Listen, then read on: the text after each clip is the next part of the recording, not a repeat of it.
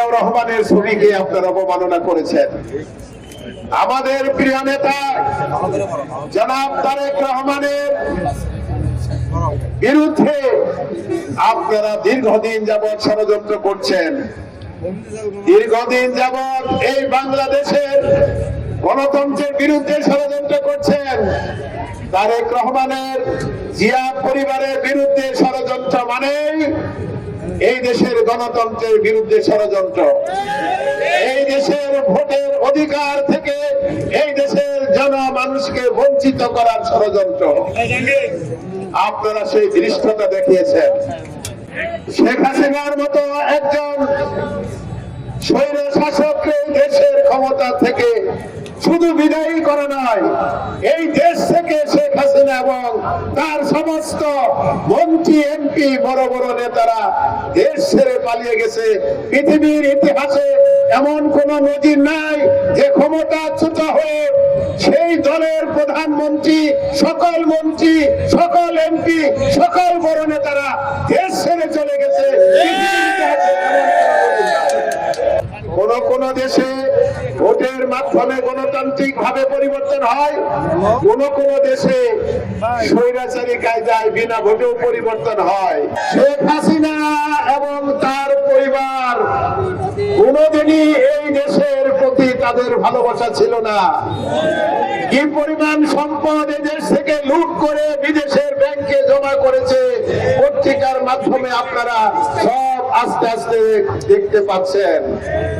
আরে সর্বশেষ শেখ হাসিনা তার জান নিয়ে যখন পালিয়ে যাওয়ার সময় নাই, সেই অবস্থায় শেখ হাসিনা 12টা বড় বড় সুটকেস বিদেশি ডলার আর বিদেশি মুদ্রা, সোনা গয়না, এই 12 সুটকেস ভরে নিয়ে গেলেন। এই 15 বছর তো নিলেনি, লুটপাট করে সারা পৃথিবীর বহু দেশে জমা করলেন। শেষ না যাওয়ার সময় আপনি 12 সুটকেস ভরে নিয়ে গেলেন। বাংলাদেশের মানুষ এই দৃশ্য কোনোদিন ভুলবে না। আপনি ভুলে যান আওয়ামী লীগের ইতিহাস, ভুলে যান আওয়ামী লীগ নামে কোন দল এই বাংলাদেশে ছিল। ভবিষ্যতে আওয়ামী লীগ নামে কোন দল এই দেশের ক্ষমতায় আর আসবে না। শেখ হাসিনা পালাইছে, কিন্তু ষড়যন্ত্রকারীরা পালায় নাই। প্রশাসনের মধ্যে এখনো বহু আওয়ামী লীগের ষড়যন্ত্রকারীরা বসে আছেন।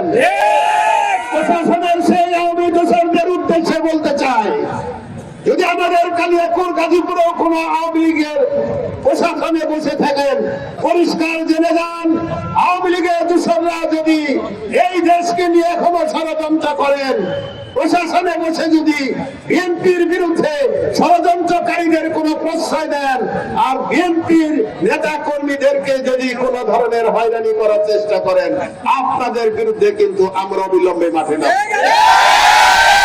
কারণ আপনারা এখনো আওয়ামী লীগের দোষর হিসাবে ঘাপটি মেরে বসে আছেন। আওয়ামী লীগ এখনো এই দেশের ক্ষমতায় আসবে বলে স্বপ্ন দেখছেন। ওই স্বপ্ন ভুলে যান, ভালো হয়ে যান।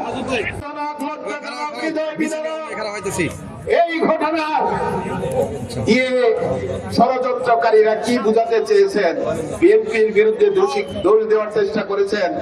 গত 2 দিন আগে আপনারা ফেসবুকে সবাই দেখেছেন কারা ষড়যন্ত্র করেছে, এই ঘটনা কারা ঘটিয়েছে, বিএনপির উপরে কারা দোষ দেওয়ার চেষ্টা করেছে। ছবি আপনারা দেখেছেন।